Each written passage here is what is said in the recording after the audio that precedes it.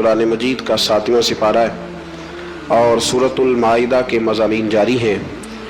قرآن مجید کے اس پارے کی جو پہلی آیہ کریمہ ہے اس کا پس منظر اور شان نزول حضرت سیدنا عبداللہ ابن عباس رضی اللہ تعالیٰ عنہ فرماتے ہیں کہ حبشہ کا جو بادشاہ تھا نا، نجاشی، اس نے جب اپنے دربار میں مسلمانوں کو بلایا اور بلا کر کے اس نے کہا کہ مجھے وہ کلام، وہ کتاب سناؤ جو تمہارے رسول علیہ السلام پر نازل ہوئی ہے، تو حضرت جناب جعفر طیار رضی اللہ تعالیٰ عنہ نے کچھ آیات پڑھ کے اسے سنائیں۔ تو قرآن مجید نے اس واقعے کا بیان پہلی آیت میں فرمایا ہے، فرمایا وَإِذَا سَمِعُوا مَا أُنزِلَ إِلَى الرَّسُولِ، جب وہ سنتے رہے وہ جو ہم نے اتارا تھا اپنے رسول کی طرف، تَرَىٰ أَعْيُنَهُمْ تَفِيضُ مِنَ الدَّمْ، تو فرمایا تو دیکھے گا کہ ان کی آنکھوں سے آنسو چھلک پڑے۔ جب انہوں نے وہ سنا جو ہم نے اپنے رسول علیہ السلام پر نازل کیا تھا، تو آپ دیکھتے ہیں کہ ان کی آنکھوں سے آنسو چھلک پڑے۔ کیوں چھلک پڑے؟ مما عرف من الحق، اس لیے کہ انہوں نے حق کو پہچان لیا تھا، انہوں نے حق کو پہچان لیا۔ سارے دربار پہ سناٹا چھا گیا، نجاشی بھی رونے لگا، وہاں جو راہب بیٹھے تھے وہ بھی رو پڑے، اور اس مذہب کے جتنے پیروکار تھے ان سب کی آنکھوں میں آنسو آ گئے، اور انہوں نے کہا کیا یقولون، وہ کہنے لگے ربنا آمنا، اے رب ہم ایمان لے آئے، فاکتبنا مع الشاہدین، تو ہمیں لکھ دے اسلام کی گواہی دینے والوں میں۔ تو سب سے پہلی آیہ کریمہ ہی جو ہے وہ اس بات کی طرف دلالت کرتی ہے کہ جب حق جان کر کوئی آدمی اللہ کی کتاب کی، قرآن مجید کی تلاوت کرے گا، حق جان لے گا، اس تک پہنچ جائے گا، اور جب جان لے گا نا حق تو دل روشن ہو جائے گا، تو پھر اللہ تعالیٰ اسے دل کی نرمی عطا کرے گا، اس کی آنکھوں میں آنسو آ جائیں گے۔ اس لیے صحابہ کرام علیہم رضوان کی جماعتوں میں سے جب بھی کوئی شخص قرآن مجید پڑھتا تھا تو وہ رو پڑتے تھے۔ حضرت عمر فاروق رضی اللہ تعالیٰ عنہ قرآن مجید پڑھتے ہوئے اتنا رویا کرتے تھے کہ صحابہ کرام فرماتے ہیں کہ وہ محراب میں نماز پڑھا رہے ہوتے تھے، سب سے ابتدا میں وہ کھڑے ہوتے تھے، لیکن جب وہ قرآن مجید پڑھتے ہوئے روتے تھے تو ان کے رونے کی آواز 7ویں صف تک سنائی دیتی، اس لیے کہ وہ جانتے تھے کہ یہ حق ہے۔ پھر اللہ تبارک و تعالیٰ نے سورۃ المائدہ کی آیت نمبر 87 میں ارشاد فرمایا ہے کہ مومنوں، یہ جائز نہیں کہ کوئی اپنی طرف سے حلال حرام کا فیصلہ کرے، بلکہ حلال اور حرام کا اختیار صرف اللہ تعالیٰ اور اس کے رسول صلی اللہ تعالیٰ علیہ وسلم کے پاس ہے۔ تو تم پاکیزہ چیزیں استعمال کرو اور حلال حرام کے فیصلے اللہ پہ چھوڑ دو، جس کو اس نے حلال کہا وہ حلال ہے، اور جس کو اللہ رسول حرام کر دے وہ حرام ہے۔ پھر اسی سورت کی آیت نمبر 99 کے اندر اللہ کریم نے یمین کے بارے میں، یمین منعقدہ کے بارے میں، یعنی قسموں کے بارے میں، جو ہم قسمیں اٹھا لیتے ہیں، اس کے بارے میں بیان فرمایا۔ آیت نمبر 99 میں اللہ کریم نے ارشاد فرمایا کہ کچھ لوگ لغو قسم اٹھاتے ہیں، اس پر تو کوئی کفارہ نہیں، یعنی کچھ لوگوں کی نیت نہیں ہوتی، یہاں مفسرین نے لکھا ان کی عادت ہوتی ہے، واللہ باللہ تاللہ بات کرتے وقت یہ لفظ کہنا، اس کی نیت قسم اٹھانے کی نہیں ہوتی، تو ان پر کچھ کفارہ نہیں ہے۔ لیکن اگر کسی نے ایسی قسم اٹھائی کہ مستقبل میں یہ کام نہیں کروں گا، تب اسے چاہیے کہ وہ اپنی قسم پر قائم رہے، لیکن اگر وہ قسم پر قائم نہیں رہتا تو پھر 3 طریقے قرآن مجید نے بیان فرمائے۔ آیت نمبر 99 کے اندر 3 طریقے بیان فرمائے۔ ایک تو یہ بیان فرمایا کہ 10 مسکینوں کو وہ درمیانے وقت کا کھانا کھلائے، اور اگر یہ نہیں کر سکتا تو پھر ان کو درمیانہ لباس پہنا دے قسم کے کفارے کے لیے، اور اگر یہ نہیں کر سکتا تو پھر اس طرح کرے کہ غلام آزاد کرے۔ سب سے پہلی بات کیا فرمائی کہ 10 مسکینوں کو، یعنی جو قسم اٹھا بیٹھا ہے اور اب اپنی قسم پر قائم نہیں رہ سکتا، قسم توڑ رہا ہے، تو اس کے لیے حکم ہے کہ وہ 10 مسکینوں کو درمیانہ کھانا، ایک بالکل کمزور کھانا ہوتا ہے اور ایک بڑا ہی اچھا کھانا ہوتا ہے، اور ایک درمیانہ، وہ 10 مسکینوں کو کھانا کھلا دے، یا 10 مسکینوں کو کپڑے لے کے دے دے، درمیانے کپڑے ضرورت کے مطابق۔ یہ نہیں کر سکتا تو پھر وہ اس طرح کرے، غلام آزاد کرے، اور اگر یہ بھی نہیں کر سکتا تو پھر آخری بات یہ بیان فرمائی کہ وہ 3 روزے رکھے، اس کی قسم کا کفارہ ہو جائے گا۔ لیکن میرے نبی کریم صلی اللہ تعالیٰ علیہ وسلم کی احادیث سے فقہاء نے ایک مسئلہ بیان کیا ہے کہ اگر کوئی شخص ایسی قسم کھا لے کہ جو قسم ہی جائز نہیں شریعت میں، کسی نے قسم اٹھا لی کہ آج کے بعد بھائی سے نہیں ملوں گا، تو तो अब ये तो उसने सिला रहमी का रिश्ता तोड़ने की कसम उठा ली। तो मैं कसम उठाता हूं कि आज के बाद अपनी बहन से नहीं मिलूंगा, तो ये कसम ही सिरे से गलत है। तो अब उसके लिए हुक्म है कि वो कसम तोड़ दे, लेकिन कफारा भी अदा करे। फिर इसी सूरह मुबारका की आयत नंबर 90 और 91 में अल्लाह तबारक व तआला ने फरमाया कि मोमिनो, शराब, जुआ और हजर अस्वद के पास ना कुफार ने कुछ बुत लटकाए हुए थे, पत्थर नस्ब किए हुए थे, उनके नाम की वो कुर्बानियां देते थे। और बाज़ रिवायात में यूं भी आता है कि वो जानवर ज़िबा करके तो उसका खून उनको मला करते थे। तो फरमाया ये भी तुम्हारे लिए जायज़ नहीं।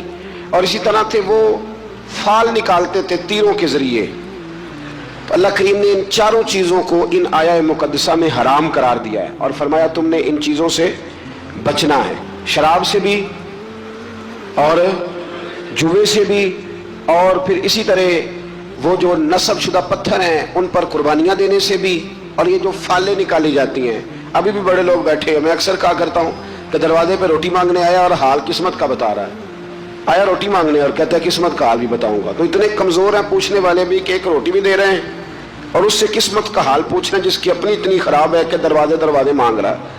तो अल्लाह करीम ने इसको हराम करार दिया, नाजायज़ करार दिया और फरमाया ये वो चीज़ें हैं, इन्हीं आयात में फरमाया ये वो चीज़ें हैं जो तुम्हारे दरमियान अदावत पैदा करेंगी। शराब भी अदावत पैदा करेगी, जुआ भी अदावत पैदा करेगा, तो तुम्हें इन चीज़ों से बचना। आयत नंबर 95 से लेकर 99 तक अल्लाह ताला ने हालत एहराम में शिकार की मुमानत फरमाई है कि जब आप एहराम की हालत में होंगे तो शिकार करना आपके लिए दुरुस्त नहीं है। उसके तफसीली अहकामात हैं जो कुतुब फिक़ह में मिलते हैं।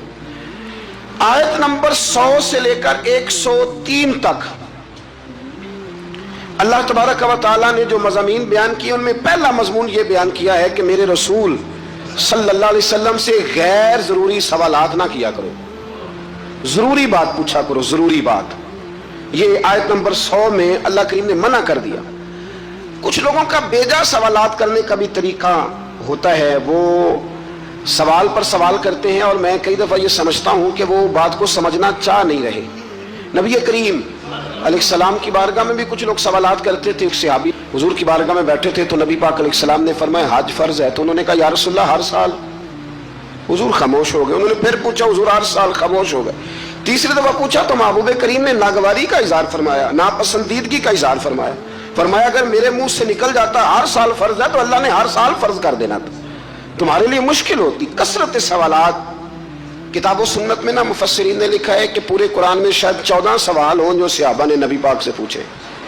हजरत अली मुर्तज़ा रज़ियल्लाहु तआला अन्हु कहते हैं कि अगर मैंने नबी पाक से कोई सवाल पूछना होता था तो मैं महीनों इंतजार करता था और मेरा ख्याल होता था कि कोई और ही आए, वो आके पूछ ले तो साथ मेरा भी मसला हल हो जाए। इस सवाल की भी तकलीफ देना वो पसंद नहीं करते थे। फिर इन्हीं आया करीमा के अंदर अल्लाह तबारक व तआला ने ज़माना जाहिलियत में मुशरिकों ने जो बाज़ हलाल जानवरों को बुतों के नाम पर वक्फ कर दिया था, उनका दूध भी नहीं पीते थे, गोश्त भी नहीं खाते थे, उनकी मज़म्मत बयान फरमाई है।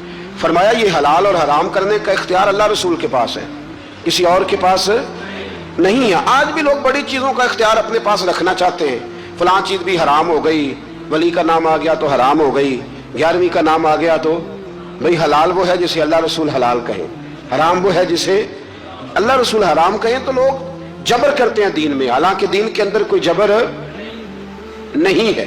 आयत नंबर 104 के अंदर अल्लाह तबारक व तआला ने बताया है कि जब अहले किताब से और दीन से इनहिराफ करने वालों को दावत दी जाती ना कि अल्लाह की नाजिल करदा दीन पर और रसूल सल्लल्लाहु तआला अलैहि वसल्लम की तरफ तवज्जो करो और नबी पाक की इत्तिबा करो, तो वो कहा करते थे कि हम जिस रवश पर हैं ना, हम इस रवश को इसलिए नहीं छोड़ सकते कि हमारे बाप दादा भी इसी तरीके पे थे। ये सूरतुल माइदा की आयत नंबर 104 है। जब उनसे कहा जाता है ना कि आओ इस्लाम कबूल कर लो, कुरान को मानो, नबी पाक की पैरवी करो, तो वो कहने लगे हम इसलिए नहीं करेंगे कि हमारे बाप दादा भी इसी दीन पर थे, तो हम भी उसी दीन पर रहेंगे। जब उन्होंने दीन तब्दील नहीं किया तो हम कैसे करेंगे? तो अल्लाह ताला ने इसे कुफार की हठधर्मी कहा ये उनके रवैये की सख्ती है। अगर तो बाप दादा ठीक हो तो तरीकों पर चलना चाहिए, और अगर बाप दादों के तरीके कुरान और सुन्नत के मुताबिक ना हो तो फिर उनके तरीकों पर चलना नहीं चाहिए। अपने अबाओ अजदाद की रस्में नहीं निभानी, हमने अल्लाह और उसके रसूल के हुक्म की तरफ तवज्जो करनी। तो इन आयात के अंदर अल्लाह तबारक व तआला ने اس بات پر بھی نبی پاک علیہ السلام کو اور صحابہ کو تسلی دی کہ اگر یہ ملحدین مشرکین اور یہودی کلمہ نہیں پڑھتے تو آپ کا نقصان کوئی بھی نہیں کریں گے. آپ کے ذمہ تو تبلیغ کرنا ہے نا, تو آپ تبلیغ کر دیں.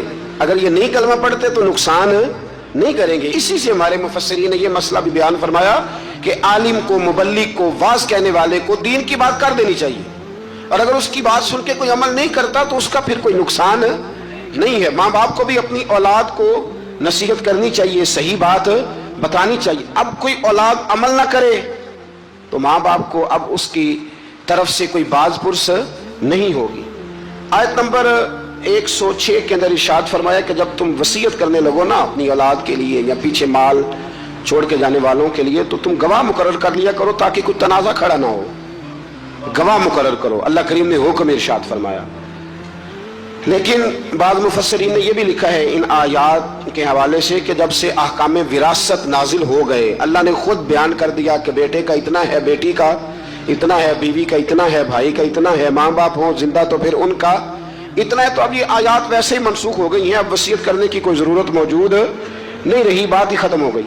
آیت نمبر 110 سے لے کر 111 میں اللہ تعالیٰ نے حضرت عیسیٰ علیہ السلام کو اپنی نعمتوں کی یاد دہانی کرائی. ان میں سے فرمایا میں نے روح القدس سے تمہاری مدد کی, اللہ فرما رہا ہے. پھر ارشاد فرمایا کہ میری دی ہوئی طاقت سے تم نے پنگوڑے میں باتیں کرنی شروع کر دی, یہ رب بیان فرما رہا ہے. پھر فرمایا میں نے تمہیں کتاب و حکمت دی, تورات اور انجیل کی تعلیم دی. پھر اللہ تبارک و تعالیٰ نے حضرت موسیٰ کو جو معجزات عطا فرمائے ان کا بھی ذکر فرمایا. فرمایا اذن الہی سے آپ مٹی سے پرندہ بنا کر اس میں جان ڈال دیتے تھے, مادر زاد اندھوں اور برس کے مریض شفا یاب ہو جاتے تھے, مردوں کو زندہ کر دیتے تھے, اور بنی اسرائیل کی جو ایذا رسانیاں تھی, تکلیفیں تھی, ان سے بھی عیسیٰ ہم نے آپ کو بچایا تھا. ان ساری باتوں کا ذکر فرمایا. اور پھر آیت نمبر 112 میں اس بات کا بھی ذکر کیا کہ عیسیٰ علیہ السلام کے حواریوں نے ان سے یہ التجا کی تھی کہ اللہ تبارک و تعالیٰ کی بارگاہ میں یہ عرض کرے کہ آسمانوں سے ہمارے لیے تیار کھانا نازل کرے, یعنی کھانا اور وہ بھی تیار. اللہ تیار کھانا ہمارے لیے نازل کرے, اس سے ہم کھائیں گے, ہمیں قلبی اطمینان ہوگا. تو عیسیٰ علیہ السلام نے دعا کی کہ اے اللہ, اے ہمارے پروردگار, ہم پر آسمان سے نہ کھانا نازل فرما تاکہ وہ ہمارے اگلوں کے لیے بھی عید کا دن بن جائے اور پچھلوں کے لیے بھی عید کا دن بن جائے. کھانا نازل ہو جس دن, اس دن عید منا لینی چاہیے. تو جس دن نبی پاک دنیا میں تشریف لائے, یعنی کھانا آ جائے تو عید بن سکتی ہے. سورۃ المائدہ پڑھ رہا ہوں. روٹی آئے تو عید بن سکتی ہے, اور اگر اللہ کے رسول تشریف لائیں تو ہمارے بزرگ تو کہتے ہیں نثار تیری چہل پہل پر ہزاروں عید ربیع الاول, سوائے ابلیس کے جہاں میں سبھی تو خوشیاں منا رہے ہیں. اس کے بعد اللہ تعالیٰ نے اگلی آیات میں نا بنی اسرائیل پر, نصارہ پر, عیسائیوں پر حجت قائم کی ہے, دلیل. اور کمال کی بات ہے, یہ وہ آیات ہیں کہ جن میں بندے کی روح نعرہ لگانے کو پہنچتی ہے, اور ایسی دلیلیں ہیں کہ جن سے انسان صحیح معنوں میں جوش اختیار کرتا ہے. اللہ کریم نے نصارہ کو فرمایا کہ اے عیسیٰ, نصارہ کو حجت قائم کرنے کے لیے فرمایا اے عیسیٰ, کہ آپ نے لوگوں کو یہ کہا تھا کہ مجھے اور میری ماں کو اللہ کے سوا خدا بنا لینا. اللہ کریم نے حضرت عیسیٰ علیہ السلام سے کہا. فرمایا یہ جو کہتے ہیں کہ حضرت عیسیٰ اللہ کے بیٹے ہیں, تو آپ نے کہا تھا؟ تو یقیناً پھر جواب یہی ہے کہ جناب عیسیٰ نے کہا نہیں تھا. تو جناب عیسیٰ اگر یہاں کہہ رہے ہیں کہ میں نے نہیں کہا, تو قیامت میں بھی وہ یہی کہیں گے. تو پھر جو باطل نظریات والے لوگ ہیں, باطل نظریات والے, اسی طرح کا معاملہ آج کل بزرگوں کے ساتھ ہوتا ہے. بزرگوں نے کہا تھا کہ ہمارے جو مزارات ہوں گے ان پہ آ کے تم لکی رانی سرکس لگا لینا. کہا کسی بزرگ نے وہاں کے میلے ٹھیلے کرنا. بلکہ ہمارے ایک بڑے معتبر عالم ہیں, انہوں نے ایک بات سنائی, وہ میرے دل میں بیٹھ گئی. کہنے لگے کہ ایک بہت بڑے عالم تھے, تو ان کا شاگرد کسی آستانے پہ مرید تھا. تو وہ جب جانے لگا نا اس پہ حاضری دینے کے لیے, تو وہ استاد صاحب کہنے لگے بیٹے وہاں غیر شرعی حرکتیں ہوتی ہیں, تم نے کیا جانا ہے بزرگوں کے دربار پہ, تم رہنے دو, نہ جاؤ. بچے نے ضد کی کہ نہیں میرے ابا جی کا بھی پیر خانہ ہے, میرے دادا جی کا بھی تو میں نے جانا ہے. تو استاد صاحب نے نا ایک رکا لکھ کے دیا. فرمانے لگے بیٹے جب وہاں پہنچو نا بزرگوں کی قبر پہ رکھ دینا, پڑھنا نہیں, اور واپس آنا تو اٹھا کے لانا. انہوں نے جواب کیا دیا ہے. وہ نوجوان کہتا ہے کہ میں نا وہ رکا لے کے گیا, ابھی میں رستے میں ہی تھا کہ ایک بابا جی نا بڑے نورانی چہرے والے درخت کے نیچے بیٹھے ہوئے تھے. تو میں تو اپنی مستی میں گزر رہا تھا, تو بزرگوں نے میرا نام لے کے مجھے بلایا. اور میں نے جب ان کی طرف توجہ کی تو میرا نام ہی نہیں میرے ابا جی کا نام بھی بتا دیا انہوں نے. کہتے مجھے کہنے لگے ادھر آ بیٹے پتر ادھر آ. میں قریب گیا تو کہنے لگے وہ رکا لا جو تیرے استاد نے دیا ہے. کہتے میں روب اتنا طاری ہوا کہ میں بولی کوئی نہ سکا. رکا میں نے بابا جی کو دے دیا. کہنے لگے پتر عرس پہ جا فارغ ہو کے نا واپس جانا تو رکا مجھ سے لے جانا. کہتے ہیں مجھے پہ اور روب طاری ہوا. عرس کیا دیکھنا تھا میں تو پریشانی میں ہی رہا. واپس آیا تو بابا جی تھے. میں نے وہ رکا لیا تو جا کے میں نے رکا استاد جی کو دیا. جب میرے مفتی صاحب نے وہ رکا پڑھا تو ان پر اتنا سحر طاری ہوا کہ بے ہوش ہی ہو گئے. کچھ دیر کے بعد ہوش آیا. نارمل لائف میں جب وہ آئے عام روٹین کی زندگی میں تو میں نے ان سے کہا کہ حضرت صاحب میں بڑا دیانتدار شاگرد ہوں, میں نے جاتی دفعہ بھی نہیں پڑھا کہ آپ نے کیا لکھا ہے اور جو جواب آیا وہ بھی نہیں پڑھا, لیکن آپ کا بے ہوش ہونا بزرگوں کا ملنا میری سمجھ میں نہیں آتا, کچھ سمجھا دے. تو کہتے ہیں کہ وہ استاد مجھ سے کہنے لگے کہ بیٹا وہ جو بزرگ تجھے ملے تھے نا وہ دراصل وہی تھے جن کے تورس پہ گیا تھا. تو وہ رکا انہوں نے اس لیے لے لیا. میں نے رکے پہ لکھا تھا کہ بابا جی اگر آپ اتنی طاقت والے ہیں تو یہ غیر شرعی حرکتیں ہوتی ہیں تو آپ روکتے کیوں نہیں. میں نے رکے پہ لکھا تھا. تو کہتے ہیں بابا جی نے جواب دیا ہے کہ غیر شرعی حرکتیں ہوتی ہیں تو ہم تو نکل کے سائڈ پہ بیٹھ جاتے ہیں. اس لیے تو لوگ کہتے ہیں دربار پہ گئے تھے تو جو دعا مانگی ہے وہ قبول نہیں ہوئی. بابا تو وہاں تھا ہی نہیں, وہ تو سائڈ پہ ہو گیا. وہ تو تھے ہی نہیں, وہ تو نکل آئے کہ تم ہمیں تنگ کرتے ہو لہذا ہم جا رہے ہیں. فرمایا بزرگ تو مزار چھوڑ کے چلے جاتے اس لیے کہ وہ اللہ کے رسول کی شریعت کے پورے. اور کہتے ہیں آپ بے ہوش کیوں ہوئے؟ تو کہنے لگے بے ہوش اس لیے ہوا تھا کہ بابا جی کہنے لگے مولانا ہم پہ اعتراض نہ کرو, جب تک ہم زمین کے اوپر تھے منع کرنے کی ڈیوٹی ہماری تھی. اب ہماری ڈیوٹی نہیں, اب تمہاری ڈیوٹی ہے, تم اپنا کام پورا کرو, تم ڈیوٹی ادا کرو. بیٹھ کے وہاں طنز کر رہے ہو کہ یہ کیوں ہو رہا ہے تو وہ کیوں ہو رہا ہے. تو حضرت عیسیٰ علیہ السلام نے کسی کو کہا نہیں کہ تم میری عبادت کرو یا معاذ اللہ میری ماں کو رب مانو. تو قیامت کے دن بھی وہ یہی کہیں گے کہ یا اللہ میں نے انہیں کہا نہیں تھا. تو جب لوگ اپنی طرف سے چیزیں بنانے لگتے ہیں پھر خرابی پیدا ہوتی ہے. تو میرے عزیز دوستو پھر اس سے آگے سورہ انعام شروع ہو جاتی ہے. یہ مکی صورت ہے. اس صورت کے بالکل آغاز میں اللہ تبارک و تعالیٰ نے اپنی قدرت کا بیان فرمایا ہے کہ اس نے آسمان زمین ظلمت اور نور کو پیدا کیا. اس نے انسان کو مٹی سے پیدا کیا, پھر اس کے لیے ایک مدت حیات اور قیامت کا وقت مقرر فرمایا. لیکن کافر پھر بھی اپنے رب کے ساتھ شریک ٹھہراتے ہیں اور اس کی قدرت کے بارے میں شک میں مبتلا ہوتے ہیں, حالانکہ وہ ظاہر اور باطن اور انسان کے ہر عمل کو جاننے والا ہے. منکروں کا ایک شعار ہے, یہ طریقہ ہے کہ اللہ کی قدرت کی نشانیاں آنے کے باوجود بھی اس پہ غور نہیں کرتے, توجہ نہیں کرتے. اللہ تعالیٰ فرماتا ہے تم سے پہلے بھی کئی قوموں کو ہم نے زمین میں اقتدار دیا تھا, ان پر موسلادھار بارشیں برسائی تھی, ان کے لیے باغات کے نیچے نہریں جاری کی تھی, لیکن جب انہوں نے گناہ بہت زیادہ کیے تو پھر ان گناہوں کی سزا کے طور پر ہم نے انہیں ہلاک کر دیا. ساری نعمتوں سے نوازا لیکن جب وہ باز نہ آئے تو پھر ان کی سزا بنتی تھی. اللہ تبارک و تعالیٰ نے ایک عجیب انداز میں ایک بات کو حرف آخر کے طور پر کافر اور مشرک کے بارے میں اللہ کریم نے نا ایک واضح دلیل بین دلیل آیت نمبر 7 میں سورہ انعام 7واں پارہ آیت نمبر 7 میں فرمایا کہ کافروں کا حال تو یہ ہے کہ اگر لکھی ہوئی کتاب ان کے پاس اتاری جائے, لکھی ہوئی پوری اوپر سے اترے اور یہ اپنے ہاتھوں سے چھو کے دیکھ بھی لے تو پھر بھی ایمان نہیں لائیں گے. انہوں نے نہیں ماننا, انہوں نے آج ہم بھی لوگوں کو دیکھتے ہیں جتنی مرضی دلیلیں دے لو, جس نے نہیں ماننا اس نے اس کا پروگرام ہی نہیں ماننے کا. فرمایا پھر بھی یہ اس کو تسلیم نہ کریں گے بلکہ اسے جادو قرار دیں گے. اسی طرح اگر ان کے پاس فرشتہ اتر کے آ جائے اور یہ اسے اصل شکل میں دیکھ نہ پائیں اور اگر بشری لباس میں آئے تو پھر کہیں گے کہ یہ تو ہماری طرح کا بشر ہے, اصل حالت میں دیکھ نہیں سکتے, اور انسانی حالت میں آئے گا تو کہیں گے بالکل ہماری طرح کا ہے. تو رسول اللہ صلی اللہ علیہ وسلم کو تسلی دیتے ہوئے اللہ تعالیٰ نے فرمایا کہ ہر دور کے کفار کا اپنے نبیوں کے ساتھ یہی طریقہ رہا کہ وہ انبیاء کا معاذ اللہ مذاق اڑایا کرتے. یہ طریقہ رہا. آپ زمین پہ چل پھر کے دیکھ لیں گزشتہ امتوں کے تباہ شدہ آثار اور ان کے انجام آپ کو بتائیں گے کہ انہوں نے اگر نبیوں کا مذاق اڑایا تو پھر اللہ نے انہیں سزا کیا دی.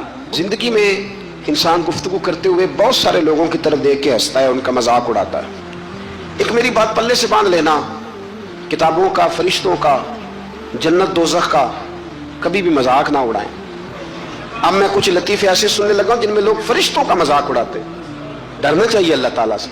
لوگ جنت کا مذاق اڑاتے ہیں, لوگ دوزخ کے بارے میں معاذ اللہ فضول باتیں کرتے ہیں. آپ مطلب یہ کن کی روش ہے, یہ کن کا طریقہ ہے؟ اور ایک بات میری پلے سے باندھ لینا, ٹھیک ہے کمزور لوگ ہوتے ہیں, علماء بھی, مشائخ بھی, ان میں غلطیاں ہوتی ہیں, لیکن کبھی بھی کسی دین کے عالم کا مذاق نہ اڑانا. کبھی بھی کسی صوفی کا، کسی درویش کا مذاق نہ اڑانا، کبھی بھی کسی دین کے طالب علم کا مذاق نہ اڑانا۔ یہاں لوگ نقلیں اتارتے ہیں اور میں نے دیکھا ہے کہ لوگ ہنستے ہیں، مذاق کرتے ہیں، آپ کو پتہ نہیں کہ آپ کس کی بات کر رہے ہیں۔ ہم مصلی پہ کھڑے ہونے والے کی طرف نہیں دیکھا کرتے، ہم تو رسول اللہ کے مصلی کی طرف دیکھا کرتے ہیں۔ ہم ممبر پر بیٹھنے والے کی جانب نہیں دیکھتے، ہم تو ممبر رسول کو دیکھتے ہیں۔ تو یہ لوگ انبیاء کا مذاق اڑاتے، آج بھی لوگ مذاق کرتے ہیں۔ وہ فلاں عالم نے کہہ دیا ہے کہ بڑی جلدی انقلاب آئے گا، تو کہتے ہیں جی خوابوں کی کہانیاں سناتے ہیں۔ تو میں نے کہا اس طرح نہ کرو، کہ تم مذاق اڑا رہے ہو، اور مذاق اللہ والوں کا اڑانا رب کریم کو پسند نہیں ہے، اس سے بچے، اور جتنا بچا جا سکتا ہے اتنا اس سے آپ پرہیز کریں۔ اسی طرح آیت نمبر 14 کے اندر رسول اللہ صلی اللہ علیہ وسلم کو حکم ہوا کہ آپ کافر اور مشرکوں کو بتائیں کہ کیا میں زمین و آسمان کا خالق نہیں؟ آپ ان سے پوچھیں کہ سب کو روزی رساں کو چھوڑ کر کسی اور کو اپنا کارساز بنا لوں؟ آپ ان سے کہیں اے محبوب کہ کیا میں اسے چھوڑ کر جو سب کچھ دیتا ہے کسی اور کے پیچھے چل نکلوں؟ آپ ان سے کہہ دیں کہ سب سے پہلے اسلام لانے والا میں خود ہوں، سب سے پہلے ایمان لانے والا میں خود ہوں۔ اور فرمایا پھر ان کو یہ بھی بتا دو کہ اللہ جس کو ضرر پہنچائے اللہ کے سوا کوئی اسے نجات دینے والا نہیں ہے، اور اگر وہ کسی کو خیر سے نوازے تو کوئی اسے روک سکتا نہیں ہے، اور یہ بھی بتا دے کہ ہر خیر کا مالک اللہ ہے۔ اور مجھے اسی بات کا حکم دیا گیا ہے کہ میں ہر مخاطب کو اللہ کے عذاب سے ڈراؤں اور اس کی توحید کی دعوت دوں اور شرک سے برات کا اعلان کروں۔ میرے پاس ایک صاحب کل پرسوں تشریف لائے تو وہ کہنے لگے سارے ڈاکٹروں سے، حکیموں سے، طبیبوں سے، پیروں سے مشورہ کر لیا ہے لیکن میری ہمشیرہ ٹھیک نہیں ہوتی۔ تو میں نے کہا اگر سارے کچھ کے باوجود ٹھیک نہیں ہوتی تو پھر اللہ کی رضا پہ راضی ہو جاؤ، پھر اس کا مطلب ہے کہ رب کریم کی منشا ہے، پھر اس کی رضا ہے کہ وہ اسی حال میں دیکھنا چاہتا ہے۔ ایک بزرگ تھے تو ان کے وجود میں کیڑے چل رہے تھے، ایک کیڑا ان کے یوں پیشانی پہ بھی تھا تو وہ نیچے گر گیا تو انہوں نے اٹھا کے دوبارہ رکھ لیا۔ کہنے لگے جب اس کی رضا ہے کہ تو مجھے کھائے تو نیچے کیوں گرتا ہے؟ جے سونا ہی میرے دکھ وچ راضی تو سکھ نو چلے ڈاواں۔ تو اس لیے اللہ اگر کسی کو ضرر پہنچانا چاہے تو کوئی اسے بچا سکتا، اور اگر اللہ کسی کو خیر دینا چاہے تو کوئی روک سکتا، اللہ عزت دے تو کوئی ذلیل نہیں کر سکتا۔ پکی بات ہے، کرنے دے حسد والوں کو جتنا وہ آپ سے حسد کرتے ہیں، آپ کرنے دے۔ لوگ کہتے ہیں فلانا مجھ سے بڑا جلتا ہے، تو میں نے کہا وہ تو فائدہ کر رہا ہے آپ کا۔ پیر مہر علی شاہ صاحب رحمت اللہ علیہ کے مرشد نے انہیں دعا دی تھی کہ مہر علی میرا دل کرتا ہے لوگ تجھ سے زیادہ حسد کریں۔ تو کہنے لگے حضرت صاحب یہ کیا دعا ہوئی؟ تو آپ فرمانے لگے نعمتیں زیادہ ہوں گی تو لوگ زیادہ چلیں گے نا، تو میرا دل کرتا ہے لوگ تجھ سے حسد کریں، زیادہ حسد کریں۔ تو اس لیے ہم لوگ جو ہیں وہ ہمارے منانی میاں صاحب قبلہ فرمایا کرتے ہیں، وہ کہتے ہیں یہ جل رہا ہے تو آپ نظر آ رہے ہیں نا، وہ کہتے ہیں اگر یہ جلنا چھوڑ دے گا تو پھر آپ نظر نہیں آئیں گے، تو کچھ جلتا رہتا ہے تو آپ نظر آتے رہتے ہیں، اس لیے لوگوں کو جلنے دیں۔ تو ہم لوگ جو ہے وہ بلا وجہ، لیکن حسد بھی کسی کسی سے ہوتا ہے۔ اب میرے جیسا بندہ اٹھ کے یہ کہنا شروع کر دے کہ لوگ مجھ سے حسد کرتے ہیں تو اس کی خوش فہمی ہے نا، بھئی وہاں بھی رہ گئے حسد کرنے کے لیے، یعنی بلا وجہ کچھ لوگوں کو نا بخار بھی چڑھ گیا ہے، لوگ مجھ سے حسد کرتے ہیں۔ یعنی وہ کبھی کبھی خواتین بچے کو دم کرانے کے لیے لاتی ہیں تو کہتی ہیں بچہ بڑا سونا ہے، تو اس کو نظر لگ گئی، ماں کی نظر میں تو سونا ہی ہوتا ہے نا، لیکن وہ اس کو دم کرتے وقت بندے کو خیال آتا ہے کہ جی انہوں بھی نظر ہی لگنی ہے تو پھر انہوں دم ہونا چاہیے جنہیں انہوں نظر لائی ہے، مطلب دم تو اس کو اب ہونا چاہیے جس نے اس کو نظر لگا دی۔ لیکن اماں کی نظر میں تو بیٹا چاند ہی ہوتا ہے نا جی، ماں کی نظر میں تو وہ ایک بیٹا چاند ہوتا ہے اور ایک اس کا ماموں چاند ہوتا ہے۔ چاچو کبھی چاند ہو سکتا، ماموں چاند ہوتا ہے، اور ایک وہ بیٹا خود چاند ہوتا ہے۔ چاچو جی چاند ہو سکتے ہیں، یہ میں اعتراض نہیں کر رہا، اس لیے کہ ہماری بہنیں بھی یہی کرتی ہیں اور ہماری بچیاں بھی یہی کام کرتی ہیں، ہوتا ہی ایسے ہے۔ تو اس لیے اللہ تبارک و تعالیٰ نے اس بات کو بیان فرمایا کہ اللہ کسی کو خیر دینا چاہے تو کوئی روک نہیں سکتا، اور اللہ اگر کسی کو کسی جگہ مبتلا کرنا چاہے تو کوئی بچا سکتا نہیں۔ آیت نمبر 20 میں سورہ انعام 7واں پارہ آیت نمبر 20 میں اللہ کریم نے اس بات کو بیان فرمایا ہے کہ یہودیوں کی یہ غلط بیانیہ، یہ جھوٹ ہے ان کا کہ ہم رسول اکرم صلی اللہ علیہ وسلم کو نہیں جانتے، یہ ان کا جھوٹ ہے۔ بلکہ فرمایا محبوب وہ تو آپ کو اس طرح پہچانتے ہیں جس طرح انسان اپنے بیٹوں کو پہچانتا ہے، یعنی تورات میں انہوں نے اتنی نشانیاں آپ کی پڑھ لی ہیں کہ جس طرح انسان بیٹوں کو پہچانتا ہے نا، یہ ہوتے ہیں نا جڑواں بچے، تو پڑوسی دھوکہ کھا لیتے ہیں لیکن ماں باپ دھوکہ نہیں کھاتے، انہیں پتہ ہوتا ہے کہ بڑا کون سا ہے، چھوٹا کون سا ہے، ریاض کون سا ہے، فیاض کون سا ہے، انہیں پتہ ہوتا ہے، ماں باپ ہوتے ہیں نا۔ تو اسی طرح اللہ نے مثال بیان کی کہ یہ یہودی اور ان کے علماء اور اہل کتاب جھوٹ بولتے کہ ہم نبی پاک کو نہیں جانتے. میں نے تو تورات انجیل میں اتنی کھول کے نشانیاں بیان کی ہیں کہ جس طرح یہ اپنے بیٹوں کو جانتے ہیں اسی طرح تجھے پہچانتے ہیں. تیری نعتیں صرف قرآن میں نہیں، تورات میں بھی ہیں، انجیل میں بھی ہیں اور زبور میں بھی ہیں، ہر جگہ محبوب کی نعتیں. آیت نمبر 22 میں اللہ کریم نے فرمایا کہ قیامت کے دن ہم مشرکوں کو جمع کریں گے اور پوچھیں گے کہ تمہارے وہ باطل معبود اب کہاں ہیں. تو پھر وہ اپنے ماضی کو جھٹلائیں گے، پھر وہ اس کو غلط قرار دیں گے. آیت نمبر 25 میں اللہ تعالیٰ فرماتا ہے منکرین آپ کی بات کو توجہ سے سنتے ہیں لیکن ان کی بدعمالیوں کے سبب ان کے دلوں پر پردے پڑے ہوئے اور ان کے کانوں میں بندش ہے. اس کا مطلب یہ ہے کہ وہ سنتے تو ہیں لیکن یہ سننا ان کے لیے نفع بخش نہیں ہوتا. وہ ہاتھ دھرمی سے حق کو رد کر جاتے ہیں. آخرت میں وہ تمنا کریں گے کہ کاش ہمیں دنیا میں واپس بھیج دیا جائے، اب ہم ایمان لانے والوں میں سے ہو جائیں گے. لیکن اس دنیا میں رہتے ہوئے وہ حیات بعد الممات کے منکر رہے. یہاں رہ کے کہتے تھے کہ اٹھنا نہیں، اور وہاں جا کے کہتے ہیں ایک دفعہ بھیج، ایک دفعہ دوبارہ بھیج. ایک دانشور نے کالم لکھا تھا، اس نے کہا تھا کہ ایک بابا جی 2-3 نوجوانوں کے بیچ کھڑے تھے تو ایک نوجوان کو دفن کیا جا رہا تھا. تو بابا جی ان جوانوں سے پوچھنے لگے کہ بیٹا اس کی کیا خواہش ہوگی، اب یہ کیا سوچتا ہوگا جو قبر میں جا رہا ہے. تو وہ نوجوان کہنے لگے بابا یہ سوچتا ہوگا کہ اگر مجھے زندگی مل جائے تو مسجد میں ہی رہوں گا، غریبوں کی مدد کروں گا، ماں باپ کا حکم مانوں گا، 5 نمازیں پڑھوں گا، روزانہ قرآن پاک پڑھوں گا، درود پاک پڑھوں گا. یہی تو اس کی نیت ہوگی، اور کیا ہو سکتی ہے. تو بزرگ کہنے لگے بیٹے اسے تو اب موقع نہیں مل سکتا پر تمہیں تو ملا ہوا ہے نا. اسے تو نہیں مل سکتا تو تمہارے پاس تو ہے نا. تو مہربانی کرو تم یہ کام کرنے شروع کر دو جو تمہارے خیال میں یہ اب سوچ رہا ہے. اسی طرح سے آیت نمبر 31 میں اللہ تبارک و تعالیٰ نے اس بات کا بھی ذکر فرمایا ہے کہ اللہ تعالیٰ نے فرمایا کہ انہوں نے اللہ کے حضور پیش ہونے کی حقیقت کو جھٹلایا اور وہ اپنی بدعمالیوں کا بوجھ اپنی پیٹھوں پر اٹھائے ہوئے ہیں. اور جب اچانک قیامت آ پہنچے گی تو کہیں گے ہائے افسوس ہم نے بہت کوتاہی کی. اسی طرح جب اچانک موت آئے گی تو پھر بھی لوگ کہیں گے ہائے ہم نے بڑی کوتاہی کی. رسول اللہ صلی اللہ علیہ وسلم کو تسلی دیتے ہوئے اللہ تعالیٰ نے فرمایا آپ غمگین نہ ہو، یہ آپ کو نہیں جھٹلا رہے بلکہ یہ اللہ کی آیتوں کا انکار کر رہے ہیں. حبیب تیرا نہیں انکار کر رہے، میری باتوں کا انکار کر رہے ہیں معاذ اللہ. اور آپ سے پہلے بھی رسولوں کو جھٹلایا گیا، انہوں نے صبر کیا. اگر اللہ تعالیٰ چاہتا تو سب کو جبرن بھی ہدایت پر جمع فرما دیتا لیکن بندے کو اختیار دے کر آزمایا ہے اور جزا اور سزا کا نظام قائم کیا ہے. یہی اللہ کی حکمت ہے. اگر وہ چاہتا تو جبرن بھی سب کو ہدایت مل سکتی تھی، دے سکتا تھا، لیکن اس نے لوگوں کو آزمایا ہے. آیت نمبر 38 میں اللہ تبارک و تعالیٰ نے ارشاد فرمایا کہ زمین پر چلنے والے حیوان اور فضاؤں میں اڑنے والے پرندے تمہاری طرح مخلوق ہیں. جب قیامت آئے گی اور اللہ کا عذاب نگاہوں کے سامنے ہوگا پھر یہ مشرک بھی ایک ہی رب کو پکارے گا.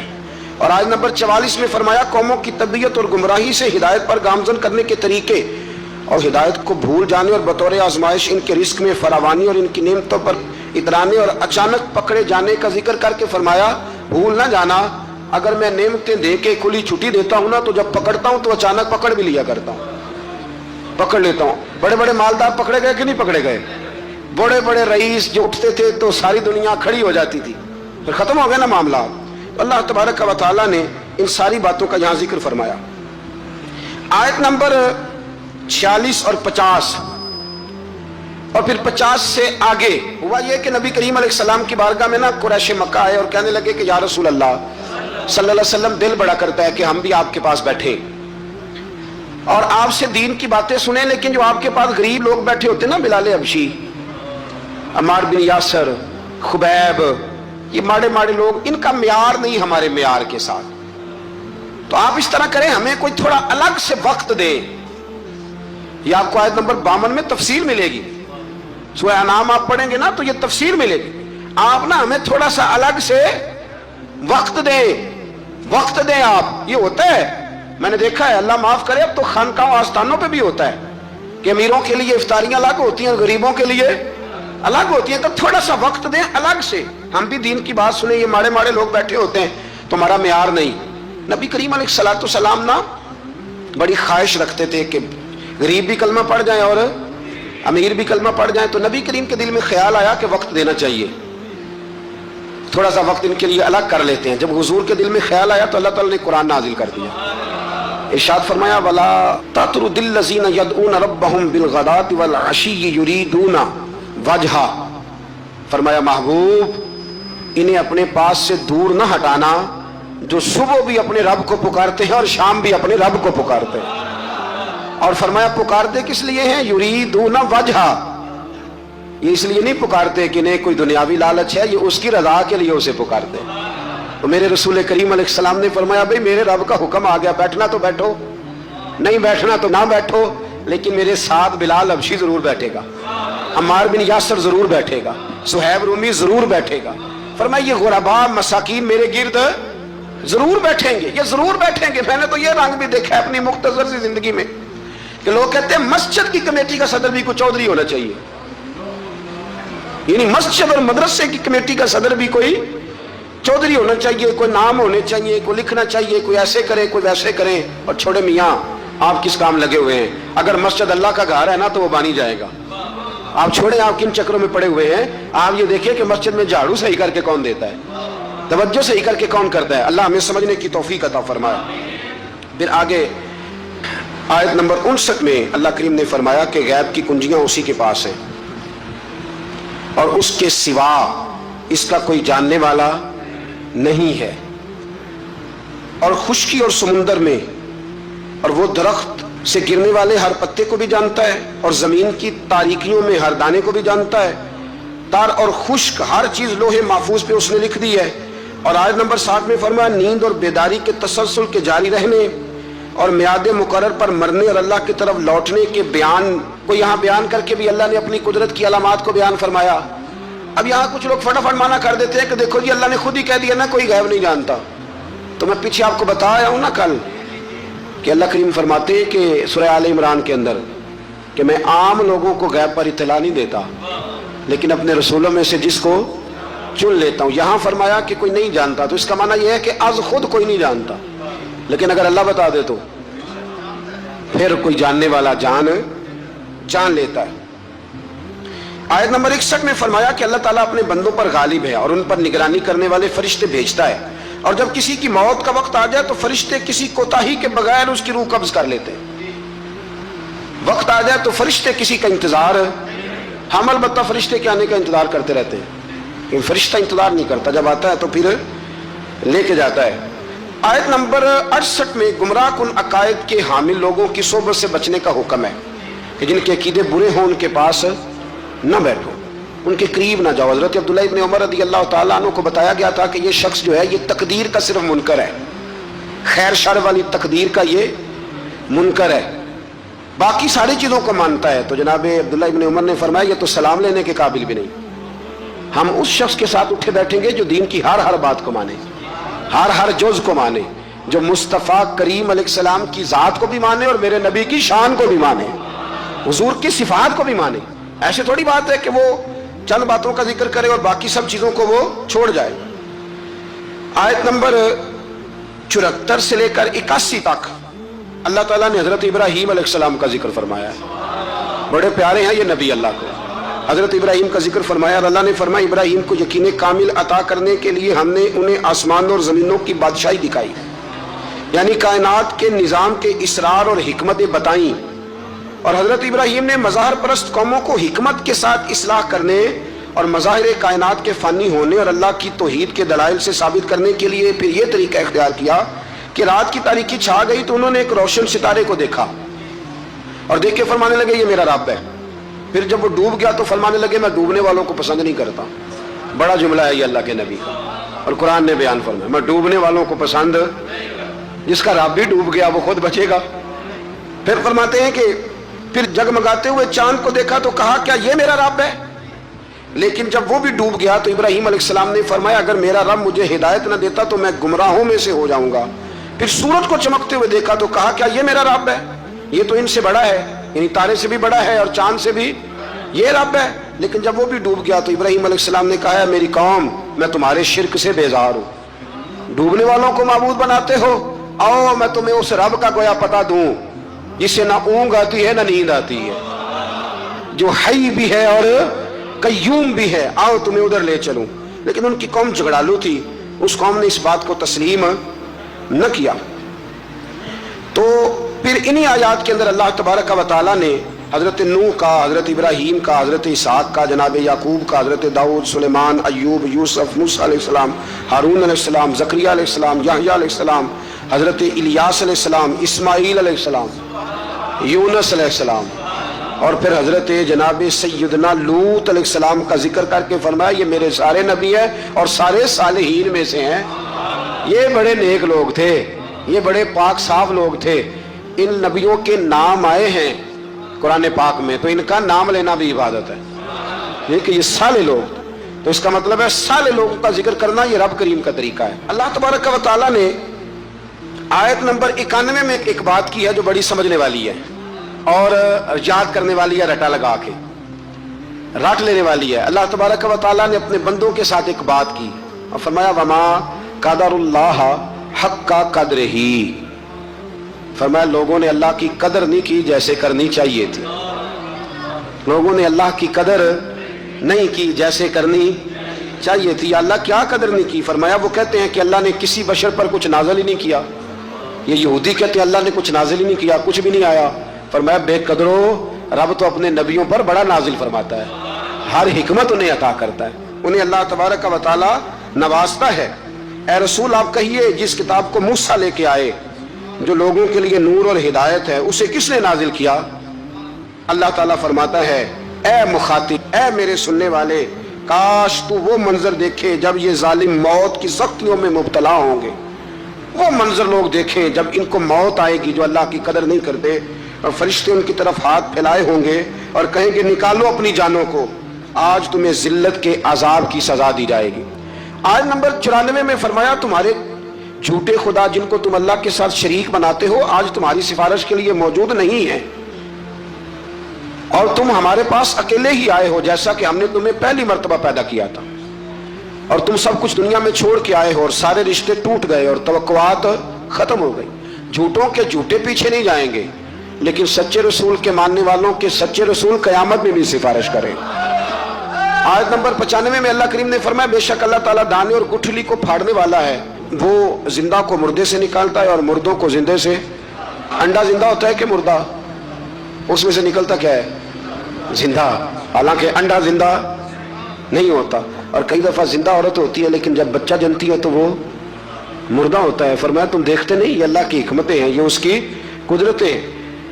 آیت نمبر 98 میں پھر اللہ کریم نے ایک بار اس بات کو بیان فرمایا کہ ہم نے تمہیں ایک جان سے پیدا کیا ہے، ایک جان سے تمہیں پیدا کیا۔ آیت نمبر 100 میں فرمایا کہ مشرکوں نے جنات کو جو اللہ کی مخلوق ہے اللہ کا شریک ٹھہرایا ہے اور اس کی طرف بیٹے اور بیٹیوں کی نسبت کی ہے، حالانکہ وہ اس سے پاک ہے، وہ آسمانوں اور زمینوں کا بنانے والا ہے۔ بیوی اور اولاد کی نسبت سے اللہ پاک ہے۔ لم یلد ولم یولد ولم یکن لہ کفوا احد۔ ہم جب پڑھتے تھے نا تو ایک بزرگ تشریف لائے ملتان شریف سے، تو ایک اسٹوڈنٹ کو کھڑے ہو کے کہنے لگے بتا اللہ کی تعریف کر، اللہ کون ہے؟ کہنے لگا اللہ ایک ہے، حالانکہ یہ بھی اس کی تعریف ہے کہ اللہ وحدہ لا شریک، یہ بھی تعریف ہے، لیکن وہ بچوں کو سمجھانے کے لیے فرمانے لگے حضرت جبریل کتنے ہیں؟ کہنے لگے ایک، تو فرمانے لگے یہ تم نے کیا تعریف کی؟ اللہ ایک ہے۔ کہا جناب آپ نے تو کمال کر دی، پھر آپ ہی بتائیں۔ تو فرمانے لگے میری سمجھ میں اللہ کی ساری شانیں ہیں، یہ بھی اس کی شان ہے، قدرت کاملہ ہے کہ وہ وحدہ لا شریک ہے، لیکن فرماتے ہیں اصل بات یہ ہے کہ وَلَمْ يَكُنْ لَهُ كُفُوًا أَحَدٌ۔ فرمایا جس طرح کا وہ ہے اس طرح کا کوئی ہے ہی نہیں، اس کا ہمسر کوئی ہو سکتا جو وہ ہے، وہ کوئی اور ہے ہی نہیں، ہو ہی نہیں سکتا۔ اللہ اکبر۔ آیت نمبر 104 سے 107 میں فرمایا تمہارے پاس روشن دلائل آ گئے ہیں، اگر کوئی اس کی روشنی میں چلے گا تو اسے فائدہ ہوگا، اور اگر کوئی گمراہی اختیار کرے گا تو اس کا اپنا نقصان ہے، اور اگر کوئی شرک کرے گا تو اس کے لیے ملول نہ ہو، آپ صرف وحی الہی کی پیروی کریں۔ آخر میں آیت نمبر 108 اور پارہ بھی تقریباً ختم ہونے کو، آیت نمبر 108 میں نے ایک قانون اللہ تعالیٰ نے بیان فرمایا ہے، وہ بڑا سمجھنے والا ہے۔ میں مبلغین کو، واعظین کو اور جو طالب علم بچے ان سب کی بھی توجہ کراؤں گا کہ وہ اس بات پر ضرور غور کریں کہ اللہ تبارک و تعالیٰ نے یہاں ہمیں کیا نصیحت فرمائی ہے، بڑی قیمتی بات ہے، اس کو ضرور سنیے گا۔ ارشاد فرمایا جا رہا ہے کہ تم نہ ان لوگوں کو برا نہ کہو جن کو مشرک اللہ کے علاوہ پوجتے ہیں، تم انہیں برا، بتوں کو برا نہ کہو. اور رب کریم نے فرمایا جب تم ان کے بتوں کو برا کہو گے تو ایسا نہ ہو کہ وہ زیادتی اور ظلم کی وجہ سے معاذ اللہ رب کریم کے بارے میں کوئی بے ادبی کرے. ان کے جھوٹے خداؤں کو تم برا کہو گے تو ہو سکتا ہے وہ تمہارے سچے کو برا کہے. تو فرمایا تم اس طرح کرو کہ تم تبلیغ ضرور کرو، بات ضرور کرو، لیکن ان کو برا نہ کہو. آج رویہ یہ بن گیا ہے، گالی کی زبان اس لیے عام ہوئی ہے کہ لوگ جب کسی کے بزرگ کے بارے میں کوئی ایسا لفظ کہتے ہیں تو پھر بھی وہ جواب میں خاموش نہیں رہتا.